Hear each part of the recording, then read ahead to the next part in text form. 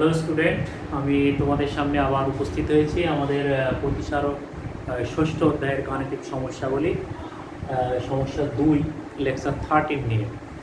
তো এখানে আমাদের আলোচনায় থাকবে আজকে গোলীয় তলে আলোর প্রতিসরণ এবং লেন্স প্রস্তুতকারক সমীকরণ, এই দুইটা বিষয়ের উপর গাণিতিক সমস্যাগুলি নিয়ে আমরা আলোচনা করবো ইনশাআল্লাহ। ততক্ষণ তোমরা সাথে থাকো, আমাদের চ্যানেলটাকে তোমরা সাবস্ক্রাইব করবে। সাবস্ক্রাইব করলে দেখা যাবে যে তোমরা নতুন যে লেকচারগুলো আসবে সেগুলোর সাথে সাথে তোমরা জানতে পারবে। তো ভালো থাকো, আমরা আলোচনায় যাই। তো এক্ষেত্রে আমরা যে সমীকরণটা লিখেছি এটা হচ্ছে গোলীয় তলে আলোর প্রতিসরণের জন্য একটা সাধারণ সূত্র। সেই সূত্রের ক্ষেত্রে যদি আমরা μ1 প্রতিসরাঙ্কের মাধ্যমে বস্তু স্থাপন করি তাহলে সেটা হচ্ছে μ1, আর প্রতিবিম্ব কোথায় গঠিত হলো সেটা μ1-এও হতে পারে μ2-তেও হতে পারে। তাহলে আমরা প্রতিবিম্ব যে বস্তু যে মাধ্যমে স্থাপন করব সেই মাধ্যমে প্রতিসরাঙ্ক μ1, তাহলে μ1/u plus μ2/v is equal to μ2 minus μ1/r। তার মানে যে মাধ্যমে প্রতিবিম্ব গঠিত বস্তু থাকবে সেই প্রতিসরাঙ্কটা পরে থাকবে। আর হলো যে গোলীয় তলটা ব্যবহার করা হচ্ছে সেই গোলীয় তলের প্রতিসরাঙ্ক, সেটা উত্তল তল হতে পারে, সেটা অবতল তল হতে পারে। বস্তু উত্তল তলের ভিতরে থাকতে পারে, বস্তু অবতল অংশের ভিতরে থাকতে পারে। তাহলে সেইটা আমাদের নির্ভর করবে যে সমস্যাটা কিভাবে আমাদের সামনে উপস্থাপিত হচ্ছে এইটার উপরে। তো আমরা এটার জন্য প্রথম একটা সমস্যা যাই, এর গাণিতিক ডেভেলপমেন্ট যেটা হয়েছে এই সূত্রটা সেটা সম্পর্কে আমরা তত্ত্বে আলোচনা করেছি। এখন আমরা শুধুমাত্র গাণিতিক সমস্যাগুলো নিয়েই আলোচনা করব। তো এই শুরুতে আমরা 1 নম্বর কোশ্চেনে যেটা বলতে চাচ্ছি সেটা হলো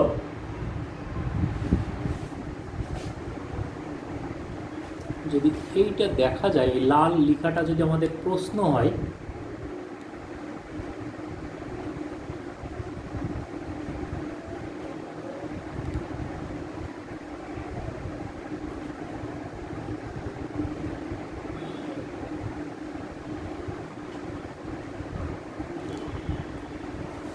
সেই লাল লেখাটা আমাদের Q1-এর যে কোশ্চেন সেটা তোমরা দেখলে। এখন আমাদের এই কোশ্চেনটায় কি বলতে চাচ্ছে যে 15 সেন্টিমিটার ব্যাসার্ধের একটি গোলকের কেন্দ্র থেকে 5 সেন্টিমিটার দূরে একটি বস্তু স্থাপিত।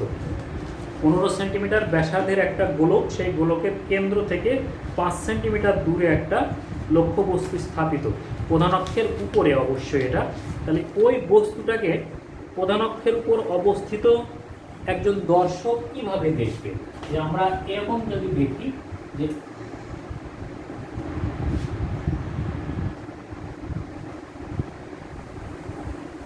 এটা আমাদের গোলক,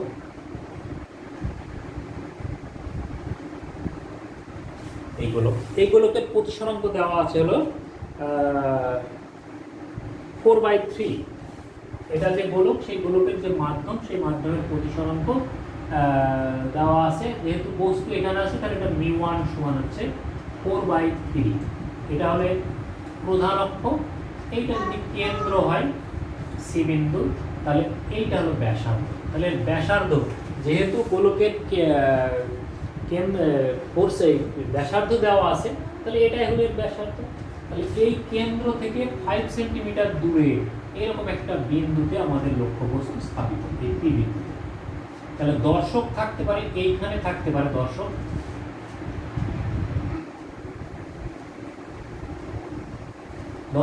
এখানে থাকতে পারে।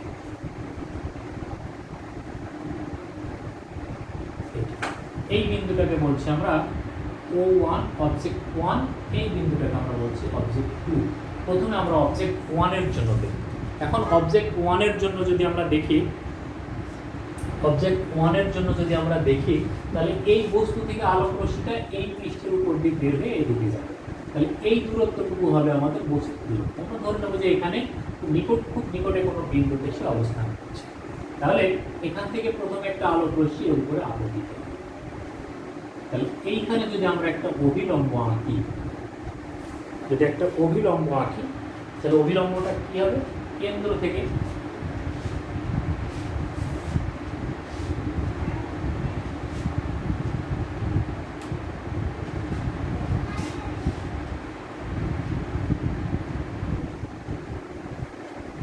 এইটা হলো আমাদের CN হলো আমাদের অভিলম্ব।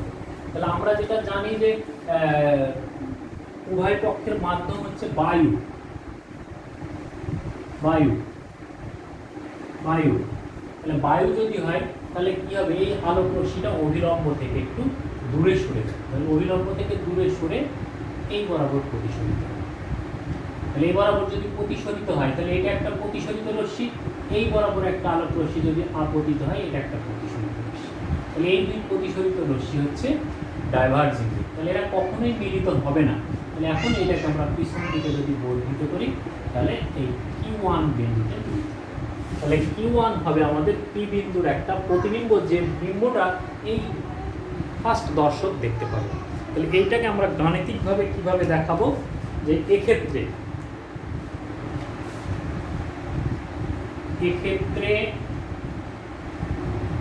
R ইজ ইকুয়াল টু, যেহেতু এটা অবতল তল তাহলে R এর মান 15 সেন্টিমিটার বলা আছে, তাহলে -15 সেন্টিমিটার।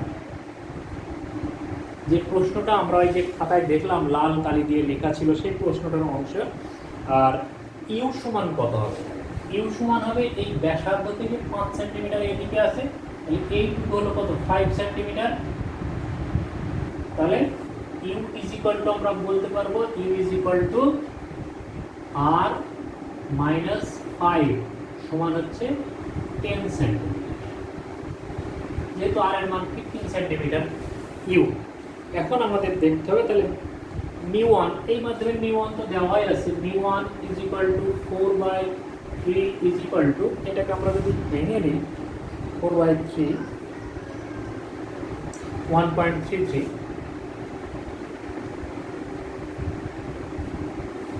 1.33, আর μ2 যেটা সেটা হলো বায়ু মাধ্যম, তাহলে μ2 ইজ ইকুয়াল টু 1। তাহলে বের করতে হবে আমাদের ভি, তাহলে ভি ইজ ইকুয়াল টু, এখন আমরা এই সমীকরণটা ব্যবহার করি, যে সমীকরণের ক্ষেত্রে μ1 হচ্ছে আমাদের এটা। তাহলে এখন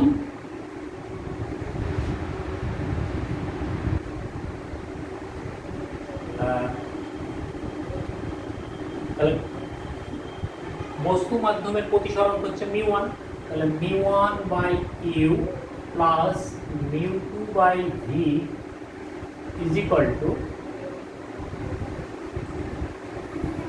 μ2 minus μ1/r। তাহলে কি দাঁড়ালো আমাদের, μ1 এর মান হচ্ছে 1.33 ডিভাইডেড বাই 10 প্লাস μ2 এর মান 1, v এর মান আমরা জানি না, is equal to μ2 এর মান হচ্ছে 1 minus 1.33 ডিভাইডেড বাই r এর মান হচ্ছে -15 সেন্টিমিটার, বা 1/v is equal to, এটার দিকে নিয়ে যাবো, তাহলে -0.33 ডিভাইডেড বাই -15, আর এটা এদিকে গেলে -1.33 ডিভাইডেড বাই 10। টোটালটাকে যদি আমরা ক্যালকুলেশন করি তাহলে ভি এর যে মানটা পাবো আমরা, সেই মানটা হচ্ছে -9 সেন্টিমিটার। এখন Q1 O1 দর্শকের জন্য এটা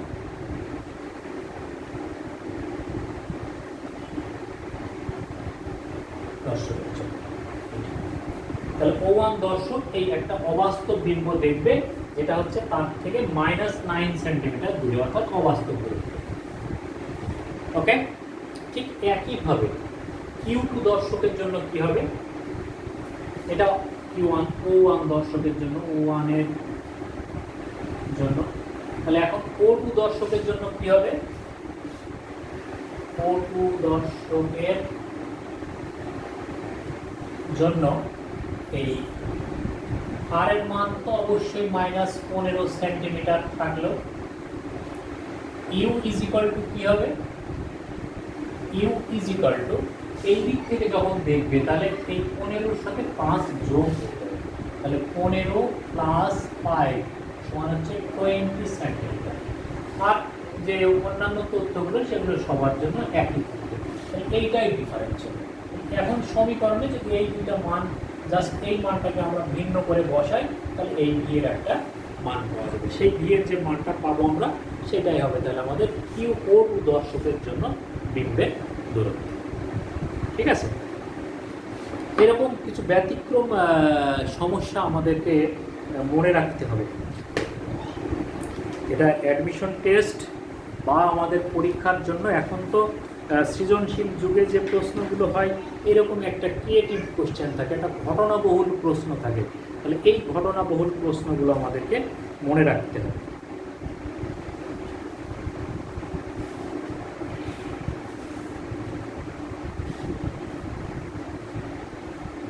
এর আরো একটা উদাহরণ যদি আমরা দেখি,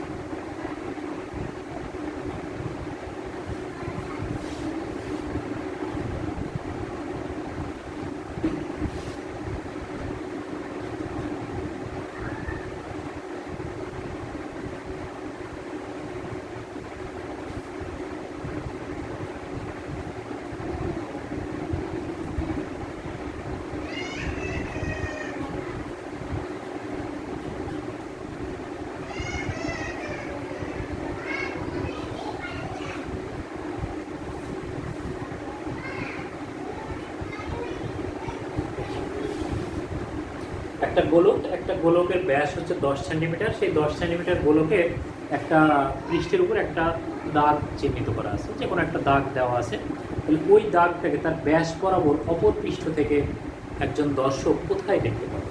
অর্থাৎ যদি এমন হয় যে এই হলো একটা গোলক, এটা হলো এর ব্যাস, এই জায়গায় একটা দাগ দেওয়া আছে। তাহলে এই জায়গায় যদি দাগ দেওয়া থাকে, এই দিক থেকে একজন দর্শক এই দাগটাকে কোথায় দেখবে? এই জায়গায় একজন দর্শক আছে, এই দর্শক এই দাগটাকে কোথায় দেখবে আমাদেরকে এটাই বের করতে হবে। তাহলে এই দাগ থেকে এই বরাবর একটা আলোক রশ্মি আসছে, এই দাগ থেকে এই বরাবর একটা আলোক রশ্মি আসলো। এই আলোক রশ্মিটা কি হবে? এই আলোক রশ্মিটা যদি আমরা দেখি যে অভিলম্ব থেকে দূরে সরে যায়, অভিলম্ব থেকে দূরে সরে যায়, তাহলে এইখানে যদি আমরা একটা অভিলম্ব আঁকি, তাহলে কি হবে? অভিলম্ব থেকে একটু যাবার কথা যে বলবো তার থেকে দূরে সরে যাবে। এই দূরে সরে গেল যেটা, এই রশ্মিটা এরা কিন্তু হচ্ছে অপসারী রশ্মি। এইটাকে যদি আমরা এখন পিছন দিকে বর্ধিত করি, দেখা গেল যে এইখানে আমরা পি বিন্দু ধরছি, যে এইখানে বস্তুটা ছিল, আর এইটা হচ্ছে তাহলে কি তার কিউ বিন্দু। তাহলে এখানে তার প্রতিবিম্ব তৈরি হবে। তাহলে এই প্রতিবিম্বের অবস্থানটা আমাদেরকে নির্ণয় করতে হবে। তাহলে আমরা যদি ওই সমীকরণে যাই, তাহলে আমরা কি জানি যে তাহলে বস্তুর দূরত্ব, এইটাই হলো বস্তুর দূরত্ব। এখান থেকে দেখছি তাহলে u is equal to 10 centimetre. 10 centimetre. U সমান 10 সেন্টিমিটার আমরা পাবো এটা। আর কি পাবো, তাহলে বক্রতার ব্যাসার্ধ কি? বক্রতার ব্যাসার্ধ এখান থেকে তাহলে অবতল তলের উপর আপতিত হচ্ছে আলোক রশ্মি, তাহলে বক্রতার ব্যাসার্ধ হবে তাহলে কত বক্রতার তলে আসছে এটা 10/2, তাহলে r is equal to -5 centimetre, -5 centimetre. আর কি পাবো আমরা, প্রতিসরাঙ্ক দেওয়া আছে, তাহলে প্রতিসরাঙ্ক μ1 সমান তাহলে কত হবে, মাধ্যমের প্রতিসরাঙ্ক যেটা বস্তু আছে তাহলে এটা হচ্ছে 1.5, আর μ2 সমান তাহলে অবশ্যই বায়ু, তাহলে 1। ঠিক, তাহলে এখন আমাদের বের করতে হবে v সমান কত, তাহলে v ইজ ইকুয়াল টু 1। তাহলে এই ঘটনা থেকে এইগুলো লিখতে পারলে আমাদের সূত্র কিন্তু রেডি। এখন আমরা যদি ব্যবহার করি, যে আমরা জানি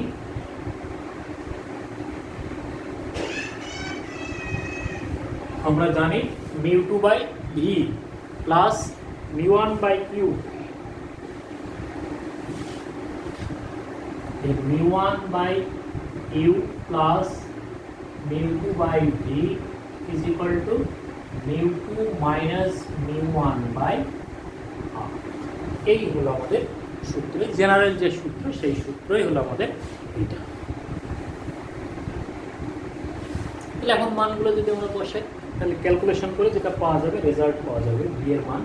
তাহলে আমরা এখানে মানগুলো বসালে μ1 এর মান হচ্ছে আমাদের কত, 1.5 ডিভাইডেড বাই u এর মান হচ্ছে 10 প্লাস μ2 এর মান 1/v ইজ ইকুয়াল টু μ2 এর মান হচ্ছে 1 minus 1.5 divided by -5, and by calculation we get v is equal to -20 centimetre.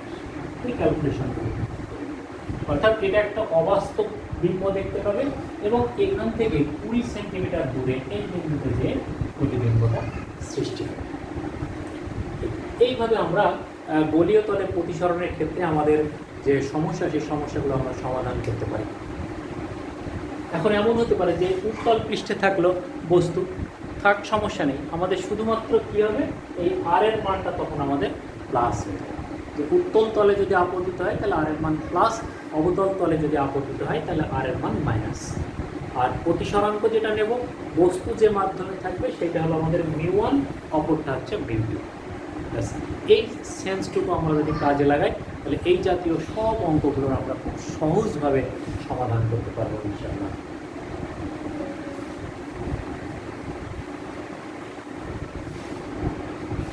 Lens প্রস্তুতকারক সমীকরণ যদি আমরা দেখি,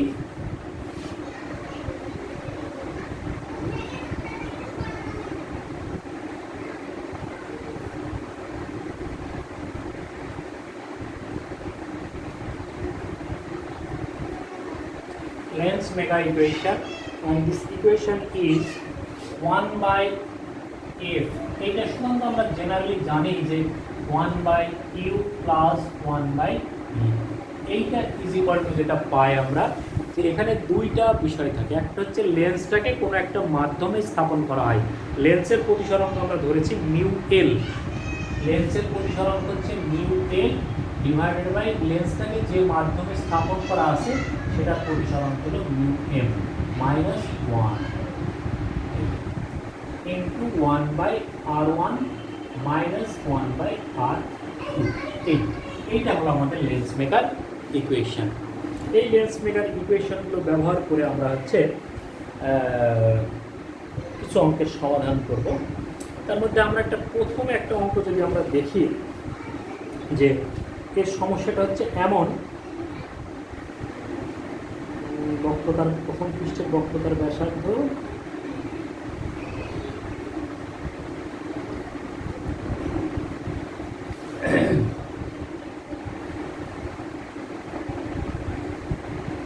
এই একটা লেন্স, তাহলে যেহেতু এই বরাবর আলো আপতিত করা আছে তাহলে এটা হবে আমাদের প্রথম পৃষ্ঠ, এখানে দ্বিতীয় পৃষ্ঠ। এখানে বলা আছে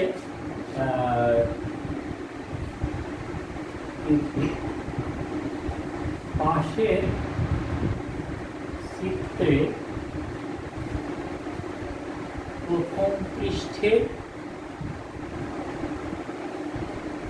বক্রতার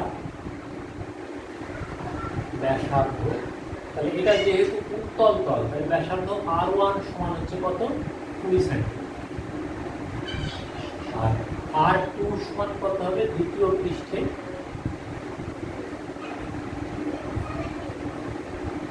পৃষ্ঠে R2 সমান অবশ্যই ইনফিনিটি, কারণ এটা সমতল অংশ।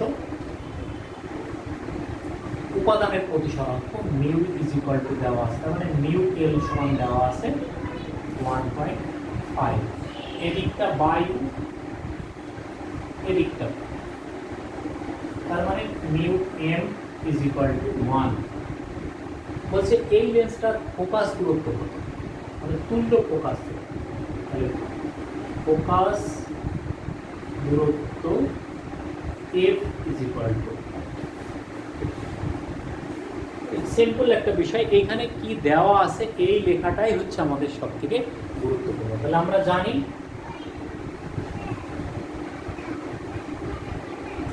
লেন্স মেকার ইকুয়েশন থেকে আমরা যেটা জানি 1/f is equal to mu l by mu m minus 1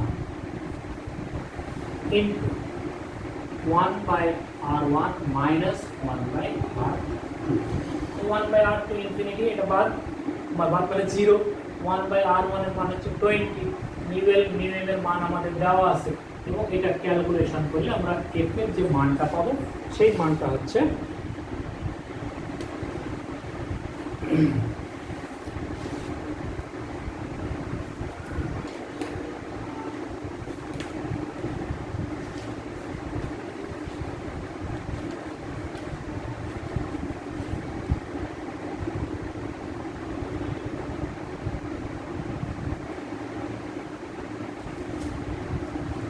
F এর যে মানটা পাবো সেটা হচ্ছে 40 সেন্টিমিটার।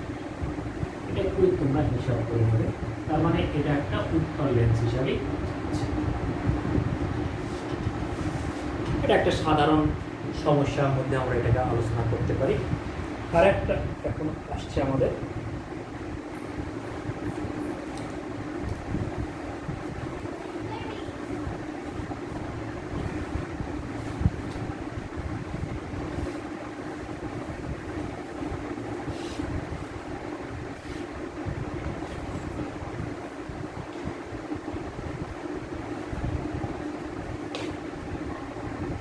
Q4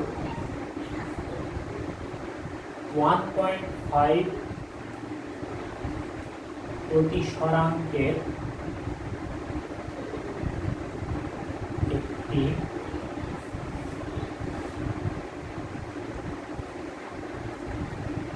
উত্তল লেন্সের বাতাসে ফোকাস 20 সেন্টিমিটার। বলছে 2.0 প্রতিসরাঙ্কের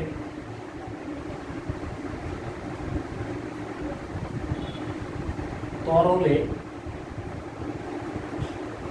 ডুবালে লেন্সটি ফোকাস করতে পারে,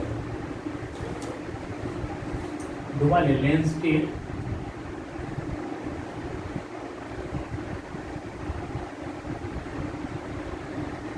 ফোকাস দূরত্ব কত। তাহলে এই ক্ষেত্রে প্রতিসরাঙ্ক দেওয়া আছে মিউ এল, বায়ুর ক্ষেত্রের জন্য একবার, আর হলো তাহলে প্রথম ক্ষেত্রে যদি আমরা দেখি বায়ুর ক্ষেত্রে, তাহলে mu L is equal to 1.5, mu m is equal to হচ্ছে 1, আর এফ এ লিখে দেবো না, এফ এ সমান হচ্ছে 20 সেন্টিমিটার। তাহলে যেহেতু উভয় ক্ষেত্রে R1 R2 এর মান সমান, এই জন্য আমরা R1 R2 আর লিখছি না। তাহলে এখন এইটা অনুযায়ী যদি আমরা একটা লিখি, তাহলে বায়ুর ক্ষেত্রে আমরা কি পাবো? 1/FA is equal to mu l by mu m minus 1 into 1/r1 minus 1/r2 বা 1/20 is equal to mu l এর মান হচ্ছে 1.5, 1.5 বাই 1 মাইনাস 1 তার মানে 0.5, তাহলে 0.5 ইন্টু 1/r1 মাইনাস 1/r2, এটা 1 নাম্বার সমীকরণ। এখন যদি আমরা ওই ভিন্ন তরলেরটা দেখি, তাহলে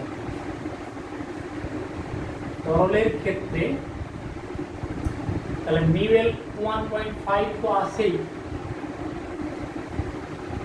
মিউ এম সমান তাহলে এটা কত 2.0, আমাদের এখানে বের করতে হবে f m is equal to, তাহলে এখন আমরা যেটা লিখব অতএব 1/fm is equal to mu l by mu m minus 1 into 1/r1 minus 1/r2 বা 1/fm is equal to mu l এর মান হচ্ছে 1.5 ভাগ 2 minus 1 into 1/r1 minus 1/r2 বা 1/fm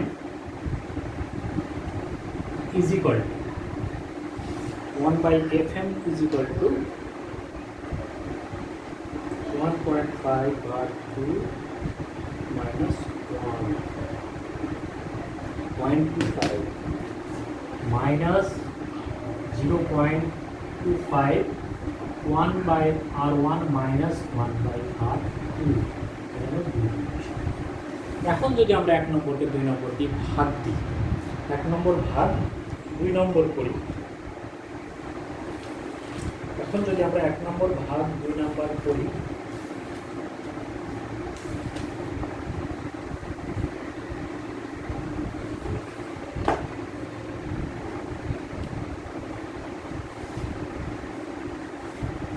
তাহলে 1 নম্বর ভাগ 2 নম্বর থেকে পাবো আমরা 1 নম্বর ভাগ 2 নম্বর থেকে এটা করলে 1/r1 কেটে গেল, তাহলে 1/20 into fm is equal to তাহলে 0.5 ভাগ মাইনাস 0.25 বা fm is equal two 0.5 into 20 ভাগ minus 0.25 and fm is equal to minus 40 centimetre.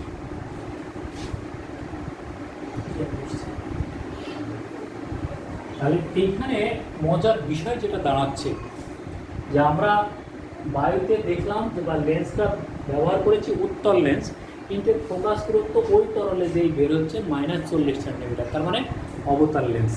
এখানে একটা মজার বিষয় লক্ষণীয় যে কোনো লেন্সকে যদি এমন কোনো তরলে ডোবানো যায় যে তরলের প্রতিসরাঙ্ক ওই লেন্সের প্রতিসরাঙ্ক অপেক্ষা বেশি, তাহলে লেন্সের ক্রিয়াটা উল্টে যাবে, অর্থাৎ কনভার্জিং লেন্সটা ডাইভার্জিং লেন্স হিসাবে কাজ করবে, ডাইভার্জিং লেন্সটা হচ্ছে কনভার্জিং লেন্স হিসাবে কাজ করবে। এইটা আমাদের একটু খেয়াল রাখতে হবে। কখন হবে এটা? যখন মাধ্যমের প্রতিসরাঙ্ক লেন্সের প্রতিসরাঙ্ক অপেক্ষা বেশি হবে।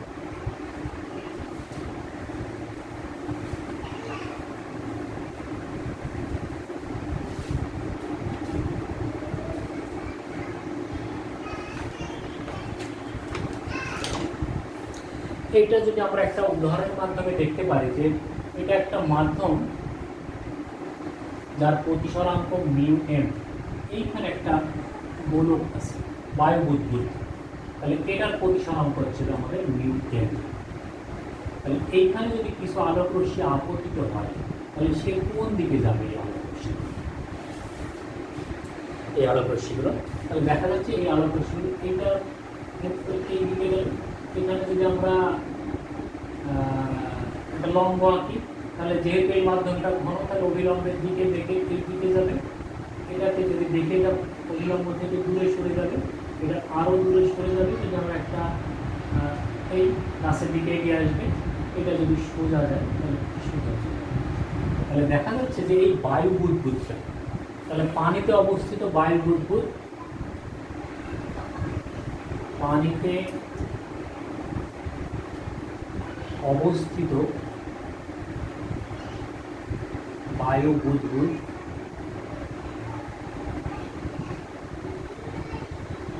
অপসারী লেন্সের